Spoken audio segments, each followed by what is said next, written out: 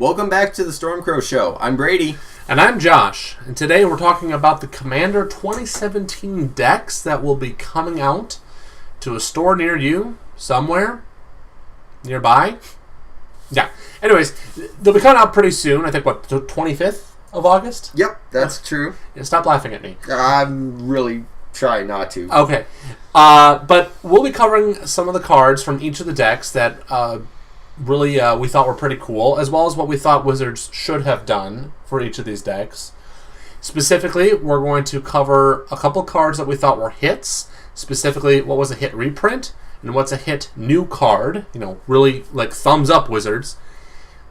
Then we'll cover an intriguing card, and this is a new card that we thought, wow, we could just put this create an entirely new deck out of this, or this could create a new shell of a new commander deck, or could be put into another deck that really has a weird combo, some other weird interaction that's not specific to the deck it came in. And then finally, a card that Wizards we thought you were going to put in, but you didn't. Sounds good. Great. Brady, start us off. What cat deck are we talking about today? Now I gave it away, but go ahead. Yeah, I get to do the cat deck, Feline Ferocity. Also known as Death by Fluffies. For sure. Mm-hmm. So the first reprint hit that I had was Mirari's Wake, and you should see the card popping up in front of you. Mm-hmm. This card has been spiking in price in recent history, largely due to the fact that the last time it was reprinted was Conspiracy. Oh, yeah. Mm-hmm. So I'm really happy to see this come back. It fits into basically any strategy that plays green-white. Right. You're going to be playing creatures. You're going to want lots of mana. Mm-hmm. It's just good. Yeah. The second card that I chose, and again, you should be seeing it up on your screen, is actually the featured commander, Arabo. He really is like the best green-white cat commander now available, because he can essentially buff any tiny kitty into just being a absolute monster. So good way to wreck your opponents fast. So I'm kind of looking forward to trying him out. Perfect. The third one I had that I kind of found intriguing was Balan, Wandering Knight. He's also a new card, and I know we've gotten other cat commanders in the past that synergize with equipment. I feel like Balan, though, is really like probably one of the best ones we've seen yet. Yeah. Being that it's not going to take much to turn him into a giant cat with lots of armor that can really just pile up the commander damage very quickly. True. So I'm really excited to see how this guy works. And he's not cat specific, so that's great. Right. Now, the obvious miss here was Brimaz, King of Oreskos. Right. Honestly, he was probably the one cat I expected to see reprinted in this deck, and he was nowhere to be found. So I was really surprised too. I actually thought he was, and then you pointed out that he wasn't, and I was like, I just kind of assumed he was. I think that's how it worked out. Same here. So I'm really, really surprised about him. So that's what I have for our first deck. Josh, why don't you take it away with, one of your decks? I'll discuss the Draconic Domination, and dragons are, according to Wizards, every time they do polls on this, the most popular creature type in the Magic universe. Second is angels, actually. Oh, interesting. Yeah. So I'm glad they did this, and they finally gave us the Dragon, which is the first hit for me for dragons, the new card, the Dragon. I mean, we had the Scion of the Dragon. He's the only dragon at the time that was able to cover all 5 colors. Yep. And that's really important in many ways. It was just, and they reprinted him too, but that's another subject altogether. But giving us the Dragon, yes, he is again the primary commander for the Draconic Domination deck. At the same time, just a great card. It should be, of course, on the screen. You can read what he does. I'm just glad they did that. They did the right thing there. The other hit, the reprint hit for me, is Fist of the Suns. That card was definitely going up in price, if I recall correctly. Yep. And it fits perfectly with a 5-color deck. It's literally like, oh, I have all the mana I need. I'll just cast whatever spell I want for just one of every color. So great hit. I think it's a good commander card in general too, so I'm glad they reprinted it just for that purpose alone. So great job, Wizards. Next is the intriguing card, which I would say is Ramos, the Dragon Engine. This is another alternative commander card you can have in your deck. And if I recall correctly, I don't have it in front of me right now, but you can see it on the screen. Basically, he can remove counters from himself and float a bunch of mana. In particular, 10 mana, 2 of each color. So he works really well in a deck that maybe you want to cast Progenitus in, or activate Door to Nothingness. Door to Nothingness, yes. Yeah, there Thank you go. There you go. Door to Nothingness. Yeah. So great card. I think that there's just a lot of flexibility with Ramos, the Dragon Engine, because he's also not dragon specific. That's true. So I like that, and it's also an artifact. I mean, there's a lot of just fun stuff you can do with Ramos. I think it was great. The miss, again, kind of like Brimaz, the big miss for me in the Dragon deck was no Karthus. Tyrant to Junt. I mean, literally, I can't think of where else you would print him. That's true. That's true. I mean, I don't know if they've done a From the Vault Dragons yet. I don't recall if they have.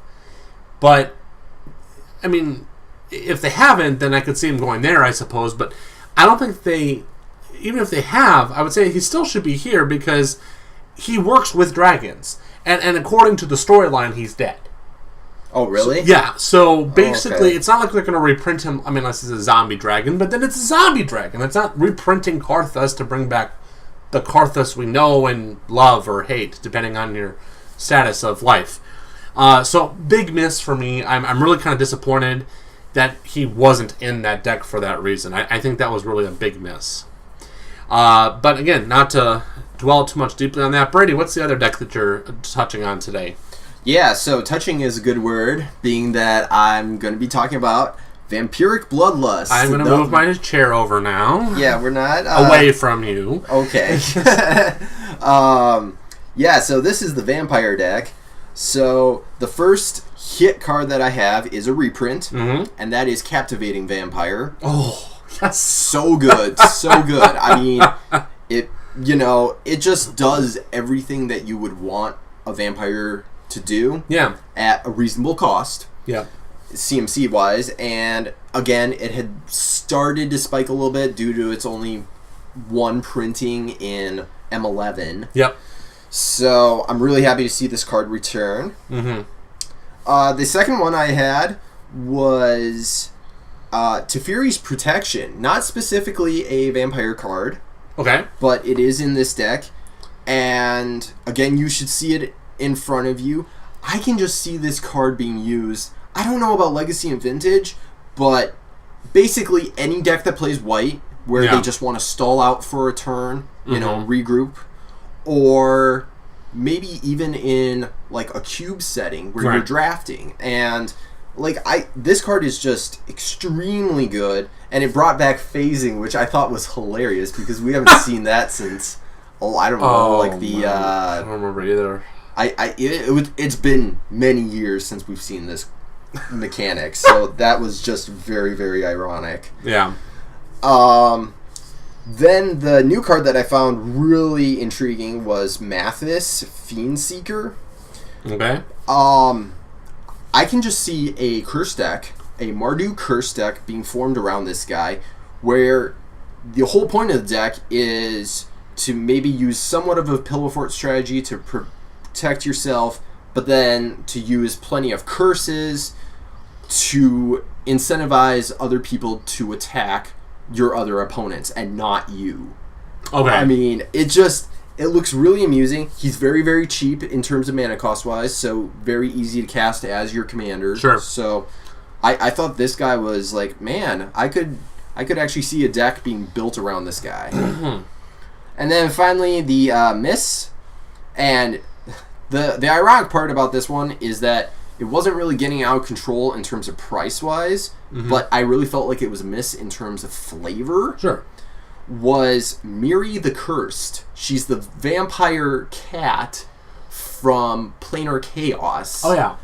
So when they kind of mixed up the color pie and everything, so being that we got a cat deck, yeah, it seemed kind of weird that we never got Vampire Cat Miri back. True. So, I mean, they have it now, a Dragon Cat in the Dragon deck. Yeah, exactly. Yeah. So that's why I was kind of like, I'm kind of surprised Miri's not back.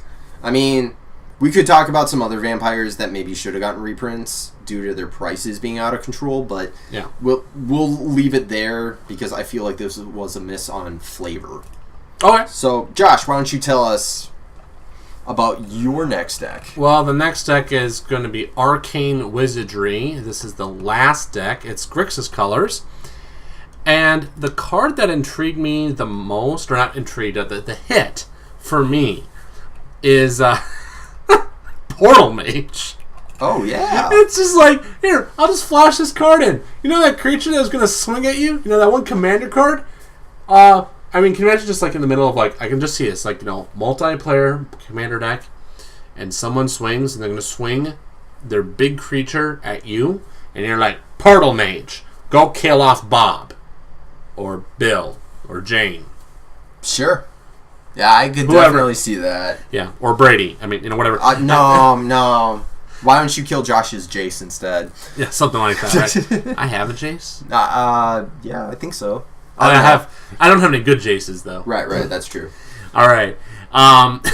Anyways, but no, I think it's a great card. I can see this just being crazy in any sort of multiplayer format. Honestly, to come with a conspiracy set, I could see this card being reprinted again just for conspiracies. Oh, that's true. Yeah, that'd be so funny. Really I'm drafting this to be a jerk to everyone this week. Anyways, the reprint that really I think was good. Again, speaking of conspiracy, is Marchesa the Black Rose. I think she was starting to climb up in price, in fact.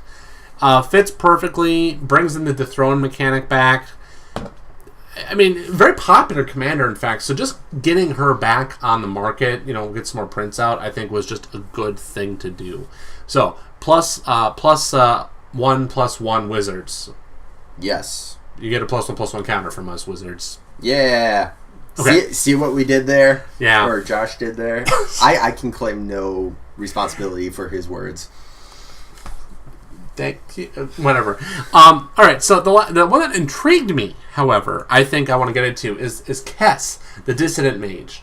And the reason why, and you pointed this out to me, in fact, I kind of wish, of course, it was Jeskai colors than Grixis. I prefer Jeskai over Grixis. But it's still intriguing because she basically has flashback built in to herself, where she can flashback once per turn of your turns.